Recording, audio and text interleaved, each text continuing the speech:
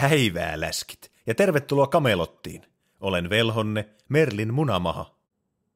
Kuka onkaan veljeskuntamme ensimmäinen Arthur, joka tulee poistamaan estrogeenin viiltävän terän ruppuisista kiveksistään?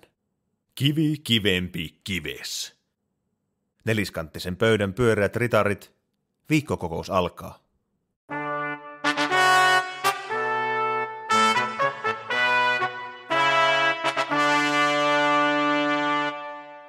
Hyvät naiset ja herrat, hieman obeesi. Mikäs se onkaan tuo testosteroni?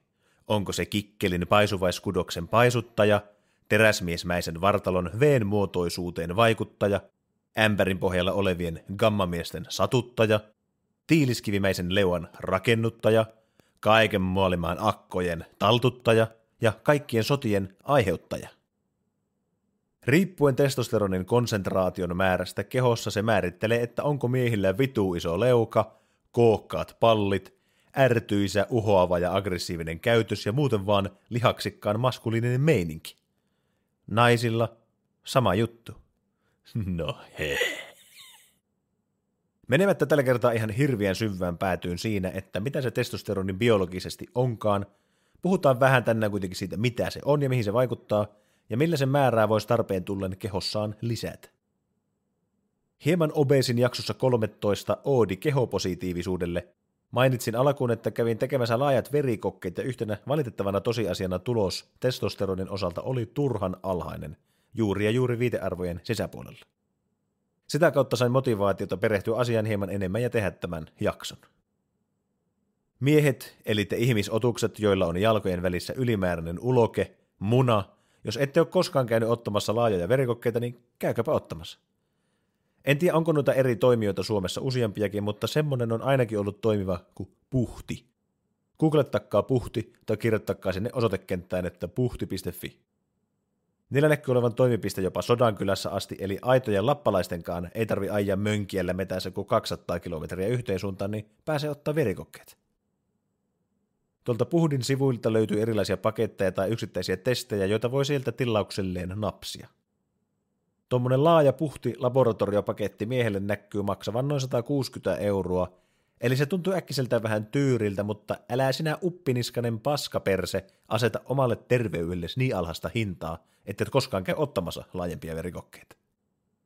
Ja ei, minulla ei ole mitään kaupallisia intressejä mainostaa tässä Puhtia, se sattuu vaan olleen ainoa tuohon tarkoitettu palvelu, jota on itse Suomessa käyttänyt. Jos oot etevä puhuja, kunnon sutkipulukkinen, niin keksi hyvä tarina ja puhu työterveys- tai terveyskeskuksessa hoitaja ympäri ja suostuttele se hommaamaan sulle lähete laajoihin verikokkeisiin. Mutta pidä sitten huoli, että siellä on listattuna niin monta testiä kuin mahdollista. Kato vaikka sieltä Puhdin sivulta, mitä niiden paketit sisältää ja vaadi päästä semmosiin. Niin ehkä sitten ei tarviskaan alkaa maksamaan 1,600 €. Noniin, tämän jaarittelun ydin on vaan se, että muistakaa pitää omaa terveyttänne mielenkiintonne kohteena, tarkastelkaa sitä itse ja antakaa myös asiantuntijoiden tarkastella sitä ja kertoa teille terveytenne tilasta. Olkaa vastaanottavaisia. Testosteronin määrä vaihtelee yksilöiden välillä tosi paljon. Miehillä testosteronin määrä on melko alhainen ennen puberteettia ja sitten se yhtäkkiä vähän niin kuin skyrokettaa, nousee pilviin. Ja sitten sen määrä alkaa laskeen tyylin 1% verran per vuosi. Mutta tässäkin on tosi paljon vaihtelua. On olemassa 90-vuotiaita ukkoja, joiden testosteronitasot on vielä samalla levelillä kuin niillä oli teini-ikäisen. On tyypillistä monien nisäkäslajien osalta, että monet urokset ei pääse ikinä lisääntymään, eikä pääse siis ylipäätään ujuttaa muikkua koskaan. Kyllähän tuo joillakin ihmislajin miehilläkin jää kokematta. Yksi tulkinta on se, että naaraat tunnistaa ne urokset, joilla on korkeat testosteronitasot ja on enemmän vastaanottavia niille, ja valittee kumppaninsa sen perusteella.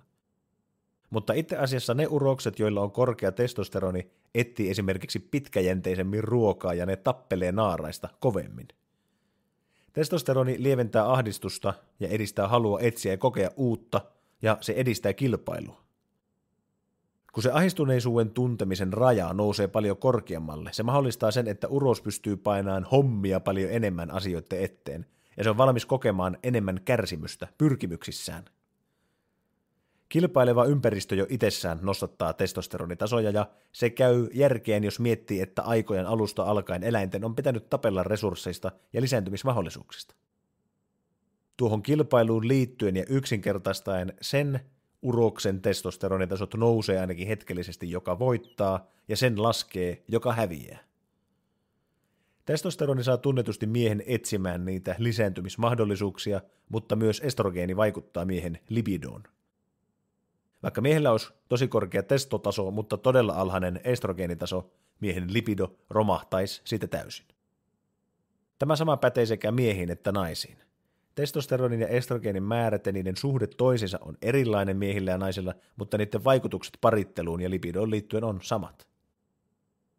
Seksistä puheen ollen testosteronin määrä kasvaa väliaikaisesti aktin aikana miehellä jopa 70%, mutta vaan siihen asti, kun happy ending koittaa. Jopa pornoa vahtaavan miehen testosteronitasot nousee väliaikaisesti 10%. Toisaalta pidättäytyminen seksistä viikoksi tai pitempään voi nostaa miehen testosteronitasoja väliaikaisesti jopa 400%. Ei kuitenkaan kannata jäädä mulkunuppi sinisenä kämpille etkettämään viikkotolokulla siinä toivossa, että se teston määrä kasvaisi pysyvästi. Se on vain väliaikainen hetkellinen vaikutus. Ei kannata liikaa itekseen hipeiltää sitä vehettä kämpille. Testosteroni ja dopamiini saa miehissä ja naisissa aikaan käyttäytymistä, jossa etsitään seksiä. Ja seksin aikana niiden tasot nousee väliaikaisesti molemmilla, ja sen onnellisen huipentuman saavutettuaan seksin jälkeen miesten ja naisten kehossa alkaa erittymään maitohormonia eli prolaktiinia. Ja tämä saa aikaan sen, että molemmat rauhoittuu. Myöskään se äijä ei välttämättä vaan nouse ylös ja lähde heti läppäsemään, joten tuo hetki edesauttaa pariutumista, parin muodostumista, parin syvempien tunteiden ja kiintymyksen kehitystä toisiaan kohtaan. Tämän vuoksi ne pariskunnat, joilla on hyvä seksielämä, on kiintyneempiä ja aidosti rakastuneempia toisiaan kohtaan. Ja sama juttu selittää, miksi varsinkin miehet, jotka harrastaa jatkuvasti pelkästään yhden yön juttuja aina eri naisten kanssa, ei kiinny niihin naisiin ollenkaan. Jos tuo on sun ihanteellinen tapa elää, niin muista aina 3 työntyä ja tuijotus, ja sitten pomppaa heti ylös ja painu helvetti, ettei vain ala muodostua mitään tunteita. Hyi että, mietipä semmoista kauheutta, että kiintyisit johonkin toiseen ihmiseen. No niin, koska puhuttiin parittelusta, niin pikaisesti vielä tietoisku isimiehille. Parittelun luonnollinen lopputuloshan on tietysti aika ajoin lapsen saanti. Tää nyt ei vielä ollut se tietoisku. Jos et tiennyt tuota, niin kylläpä sekin sitten lopulta selviää.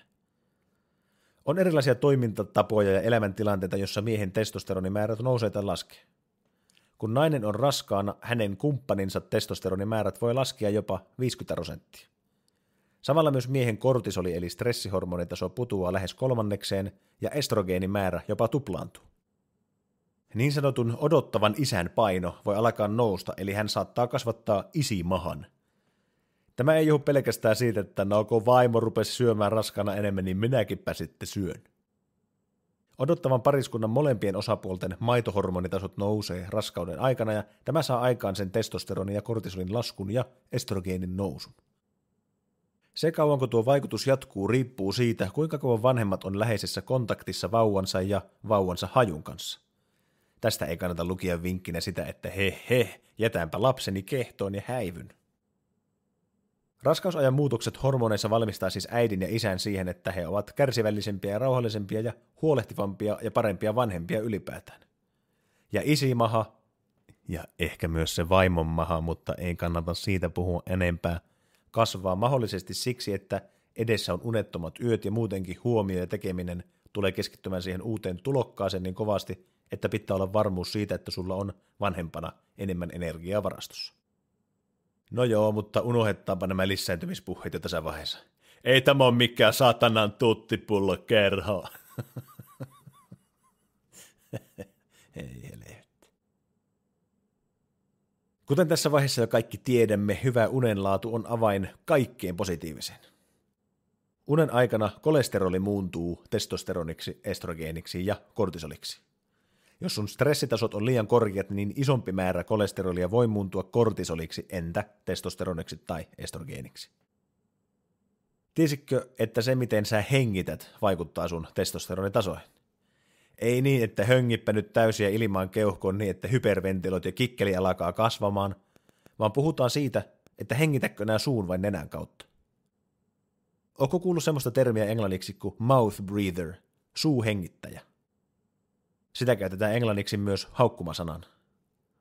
Koska semmoinen tyyppi, joka hengittää jatkuvasti pintahengitystä pelkästään suun kautta, näyttääkin naamasta ihan erilaiselta. Netistä löytyy aika karuja eroavaisuuksia esimerkiksi kaksosista, josta toinen jostain syystä hengittää pelkästään suun kautta ja toinen nenän kautta. Suun kautta hengittäminen pelkästään aiheuttaa sen, että kasvot ei muodostu semmoiseksi, kun niiden olisi tarkoitus. Mouth breather näyttää vähän semmoiselta goblinilta. Pidempi ja kapiampi naama, leuka on ihan olematon ja vetäytynyt taakse ja sen myötä suukin näyttää erilaiselta. Vähän auki olevalta ja alaspäin viettävältä. Nokka saattaa olla vähän vinossa ja silmät näyttää väsyneiltä. Ja kun suu, posket ja leuka on epämuodostuneet, niin hampaatkaan ei ennäs mahu suuhun tai kasva oikealla tavalla. Googleissa on myös kuvia siitä, miten ajan kanssa lapsen kasvojen rakenne korjaantuu, jos hälle aletaan ajoissa opettamaan sitä nenän kautta hengittämistä. No niin, mutta miksi tämä vaikuttaa hormonitasoihin on se, että nenän kautta hengitys on oleellista hyvälaatuisen unen saamiseksi. Hengitä pääasiallisesti aina nokan kautta, niin se edesauttaa sitä, että hengität myös yön aikana nokan kautta. Jos hengität liikaa suun kautta yön aikana, niin sen korjaamiseen on olemassa vähän kuumottavia metodeja. Esimerkiksi suun kiinni teippaaminen yön ajaksi. Älä kuitenkaan ole tee se itse mies ja teippaa suuta yöksi jesarilla, vaan keskustele asiasta lääkärisi kanssa. Kun koitat parantaa sun unta, niin koita samalla myös sitä, että saisit heräämisen jälkeen sun silmiin auringonvaloa mahdollisimman nopeasti. Tai kun alkaa kohta saatanan pimiä kausi Suomessa, niin ota selvää, mikä olisi paras mahdollinen korvike auringonvalolle aamutuimaan. Jonkunlaiset kirkasvalolamput Kirkkaan valon saanti silmiin varsinkin aamulla ja myöskin päivän aikana on todella tärkeä osa semmoista luonnollista päivärytmiä, joka lopulta parantaa unen laatua. Ja yöllä pitäisi välttää kirkkaita valoja samasta syystä, koska tietenkin yöllä kirkas valo häiritsee sun unta. Valon kattelu oikean aikaan vuorokaudesta sekä nokan kautta hengittäminen auttaa siis oleellisesti unirytmin ja unen laadun parantamisessa, ja sitä kautta vaikuttaa merkittävästi testosteronin ja estrogeenin optimaalisempiin tasoihin sun kehossa.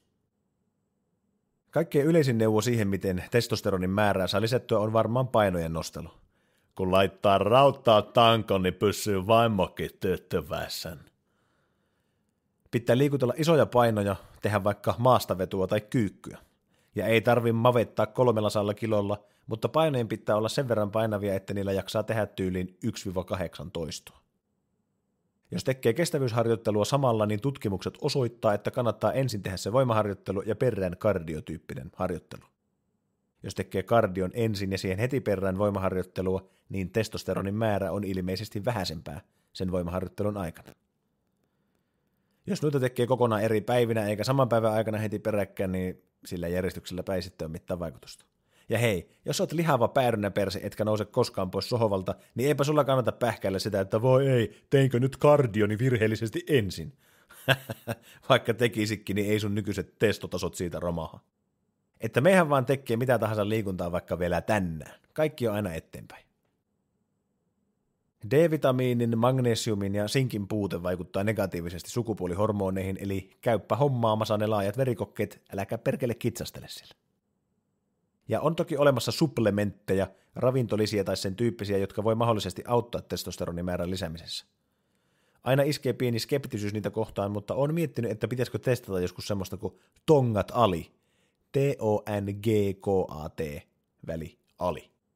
Sitä myyään Suomessa tyyliin tuoksujauheena ja pakkauksissa sitten sanotaan, että se ei sovellu kulutukseen ja jää sitten jokaisen yksilön valinnaksi laittaa sitä tuoksujauhetta vaikka suuhun ja toivoa, että penis muuttuu yllättäen viriiliksi.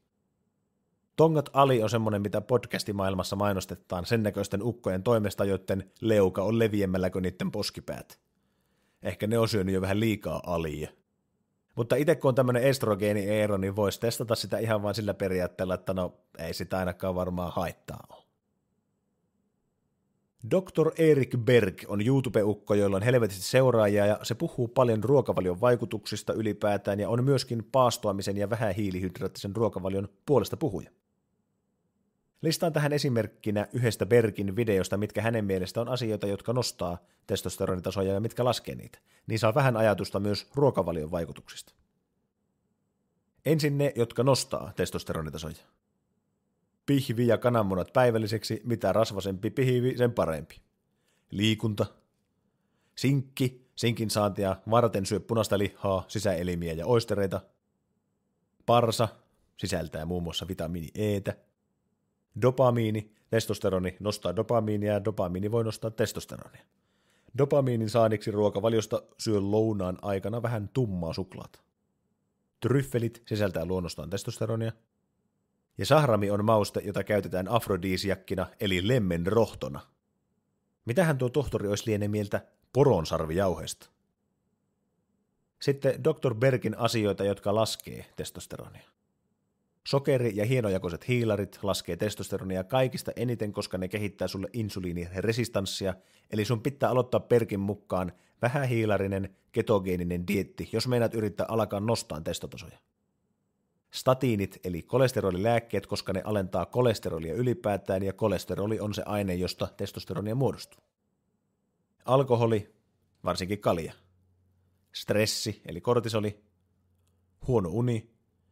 MSG eli natriumglutamaatti saa prosessoidut ruuat maistuun aivan liian hyvältä verrattuna siihen, mitä keinotekoista sontaa se oikeasti on. Ja sitä alkaa olla ihan helekatin monissa prosessoiduissa ruuissa. Soija ja soijan johdannaiset, kuten soijaproteiini-isolaatit ja soijaproteiinijauhe. Soija lisää estrogeenin määrää. Mikrossa valmistettavat popcornit. Niissä on PFAS-yhdisteitä, niin sanottuja forever-kemikaaleja, ikuisia kemikaaleja, jotka luokitellaan ympäristömyrkyksiä, niitä alkaa olla vähän joka paikassa. No sitten ylipäätään lihavana oleminen. Mitä enemmän rasvaa, sitä enemmän testosteronia muuntuu estrogeeniksi. Aspartaami ja sokerittomat limukat. Nämä häiritsee aivon kemikaaleja, jotka normaalisti on mukana testosteronin tuotannossa. Ja muoviset vesipullot sisältää BPA-yhdisteitä. Eli meidän ruokavaliolla ja siihen liittyvällä ympäristöllä ja elintarvikkeilla on tietysti merkittävä vaikutus myös testosteronin ja estrogeenin tuotantoon. Haluaisin tähän loppuun pohtia vielä vähän sitä, miten kaikki vaikuttaa kaikkeen, varsinkin lihavan miehen eksistenssissä, pitäen osittain mielessä myös päivän aiheen eli sen testosteronin. En viittaa tässä erikseen itteeni enkä kehenkään tiettyyn henkilöön, eikä nämä kaikki asiat välttämättä toteudu automaattisesti kaikissa, jotka on vaan lihavia ylipäätään, mutta maalaillaan nyt hieman tämmöistä tuomiopäivän skenaariota, missä on kuitenkin paljon semmoista, mikä oikeasti läskin äijän elämässä voi hyvin mahdollisesti toteutua. Keskivartalolihavuus ja lihavuus ylipäätään aiheuttaa sun kehossa sen, että testosteronia muuntuu estrogeeniksi. Se on prosessi nimeltä aromatisaatio. Mitä enemmän lihot, eli mitä enemmän rasvaa tulee lisää, sitä enemmän tuota tapahtuu. Mitä enemmän estrogeenia on kehossa, sitä enemmän se syrjäyttää testosteronia sun kehosta.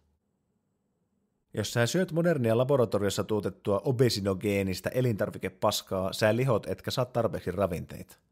Sulla voi hyvin mahdollisesti olla magnesiumin ja sinkin puute, ja koska se on myös jostain syystä todella yleistä lihavilla, sulla on melko varmasti myöskin D-vitamiinin puute. Nuo puutostilat vaikuttaa testosteroniin negatiivisesti. Kun sä oot läski, on hyvin mahdollista, että sä oot passiivinen, sä et liiku.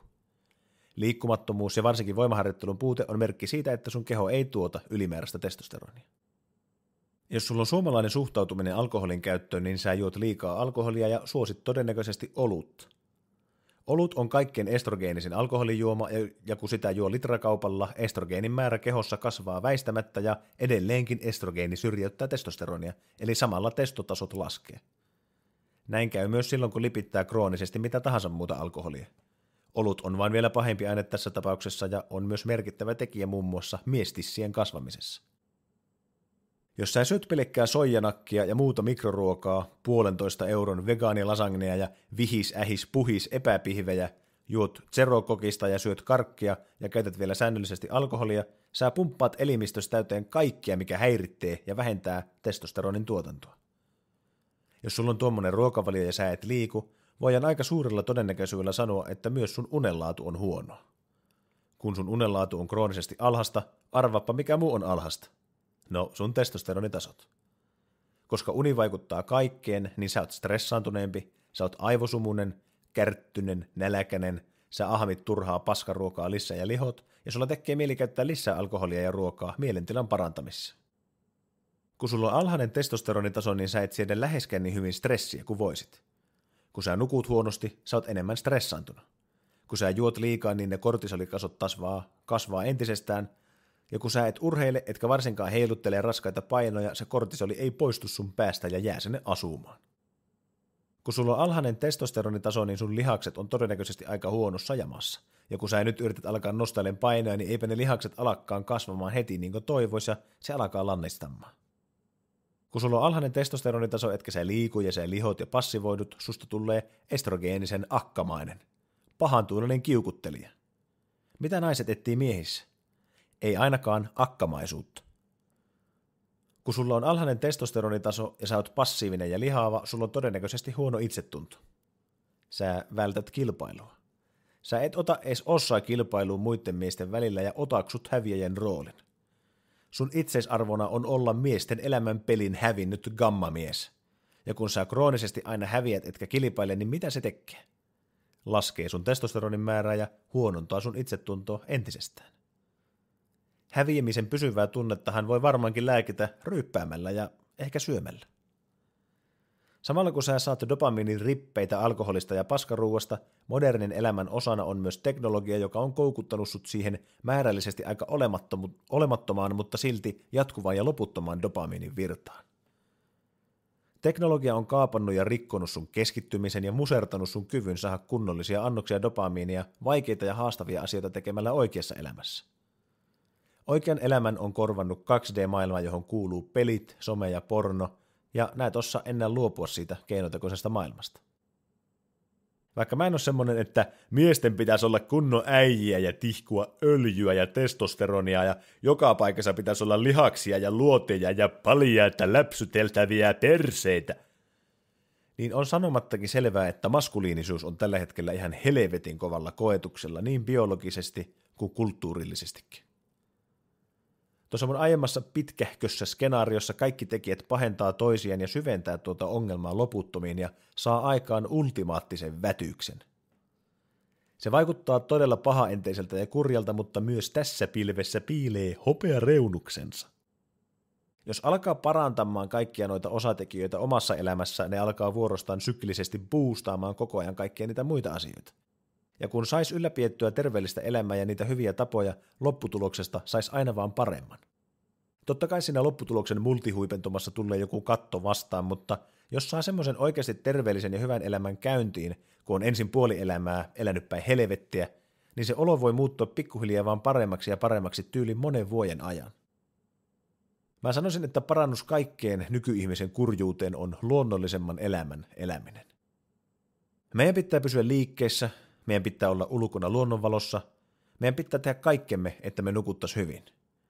Meidän pitää syödä luonnollisia oikeita ruokia ja pysytellä pois obeesiutta edistävistä elintarvikkeista ja teknologian aiheuttamasta kusipaskasta, jotka tekee meistä dosiileja, infantiileja, mädättyneitä kuluttajia ja keskittymiskyvyiltään kehitysvammaisen tasoisia, sosiaalisesti kyvyttömiä, aivosumuisia ääliöitä.